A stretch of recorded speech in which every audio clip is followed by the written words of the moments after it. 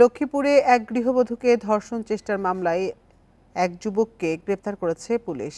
বৃহস্পতিবার রাতে সদর উপজেলার উত্তর হামছাদি এলাকা থেকে হৃদয়কে গ্রেপ্তার করা হয়। এই ঈদে জামা জুতো অ্যাকসেসরিজের ডিসকাউন্ট। মামলায় বলা হয়, পাওনা টাকা দিতে স্থানীয় যুবক হৃদয়ের বাড়িতে যায় ওই গৃহবধূ। এ সময় ঘরে একা পেয়ে জোরপূর্বক ধর্ষণের চেষ্টা চালায় হৃদয়। এক পর্যায়ে হাত পা বেঁধে হত্যার হুমকি দেয় পরে স্থানীয়রা বিষয়টি টের পেয়ে গৃহবধূকে উদ্ধার করে হাসপাতালে ভর্তি করে। পরে রাতে মামলা করলে অভিযুক্ত হৃদয়কে গ্রেপ্তার করা হয়। পুলিশ বলছে, তদন্ত করে অভিযুক্তের বিরুদ্ধে ব্যবস্থা নেওয়া হবে।